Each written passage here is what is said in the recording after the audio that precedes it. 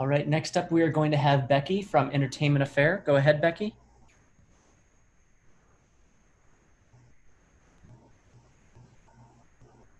Becky Boricua. Hi, sorry guys. So first of all, I also want to say thank you very much for this film. It was very beautifully made, and I knew parts of it because my mother has told me about it, but I was very surprised to learn some parts of it. So tell me, first of all, let's talk about how the idea came about with this film. Was it something that had been in the works prior to this, or was it something that he approached someone you guys had in, a connection to, that he wanted to do this? How did the idea come about to do this film on Walter, which was very much needed? Yeah, we all grew up watching Walter with our abuelitas, and actually when I first met Kareem, the first thing we talked about happened to be Walter, because Walter was having an estate sale in Miami, where he was selling off a bunch of his capes, and I was in New York, and I was very jealous that Kareem was going to get to go. And we started talking about that, and I said, man, someone should do a documentary about him. And Kareem said, well, I'm trying to buy a cape, but I'm also trying to see if I can meet someone from the family so I can do that. And I said, oh, I have to work on that. Like, I would love to help you. And he met one of Walter's nieces, Danette, and Danette Bennett, and we set a time to talk about it. And 30 minutes before that call, Cristina calls me and says, hey, I heard from some mutual friends that you're obsessed with Walter Mercado. I want to make a movie about him. And I was like, this is too weird. Like, I'm literally about to talk to another director about that, but maybe this is like a cosmic kind of thing. And they had different complementary styles.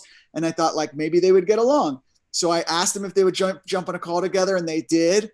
And they were like, it was like an arranged marriage. They decided to direct a film together, and then we went off to pitch Walter, which Cristina can probably tell you about.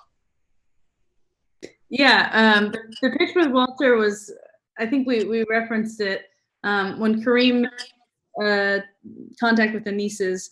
We had this phone call that we were all very nervous for. We'd prepared for it for a long time, and we got on the phone, and he said, I'm interested in your documentary, but I have one question. What are your astrological signs? And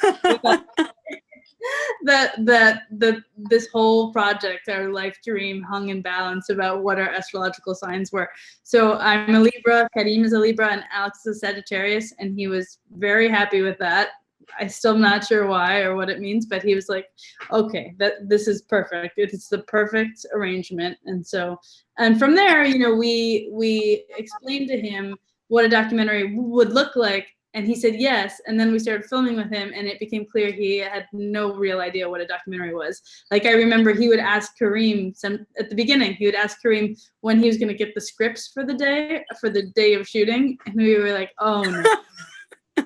That's not how it's going to work. And then he would start calling like action in the middle of the filming, and we realized that he didn't realize that we had already been filming for an hour, making him just doing his thing. And he would yell at us. He would say, this is so boring. Who's going to want to see me like taking my pills or making my breakfast, whatever? Like, nobody wants to see that, but he does all of those things so fabulously, and obviously we want that was the most fun. He does nothing. Everything he does is extra, which is what we love about him. Thank you. So for my second question, I want to ask each one of you, in the making of this film, what is one thing that surprised you to learn from Walter? And I think you guys semi-touched on that, but I want to ask the question directly. What is one thing that maybe in the making of this film not only surprised you maybe in a positive way, but was there something that surprised you maybe in a negative way? Not that anything was negative about him, but that was maybe something that like shocked you in a sense to know. I think going into the film, we knew that Walter was, I knew that Walter was famous. I don't think I realized how famous he was, like how far reaching his message and his presence was. Growing up in Miami, where he lived part of the year, and it's a Latino majority city, he was such a ubiquitous part of the culture that I figured he lived in like a castle somewhere in the suburbs of Miami, and he was on thing, right? And in making the film, finding out that he was in 120 million households a day, I mean, the level of fame that he achieved, I think, was very, very surprising to me. There's some great stories there's some in the film that you hear about, but remember there's one story that doesn't make the film of somehow it got out that Walter was flying to Mexico, and he had landed in Mexico City. And this is kind of at the peak of his fame, and somehow someone heard about it, and they had to shut down the airport because he was mobbed in one of the in the largest city in the Western Hemisphere. And I think that didn't dawn on us how big he was. And in talking to people, he was, everybody had that same experience. And as far as like he felt, it was such an intimate relationship that he was part of our family, that I think that we didn't realize, how exactly far-reaching he was. Yeah, I didn't know about Walter's early days, truthfully, before getting into this. And I didn't know about the show that he had on the island, which was so amazing. Basically, once a week, he had this hour-long show that he would put on basically by himself with Willie, Willie was one of his producers.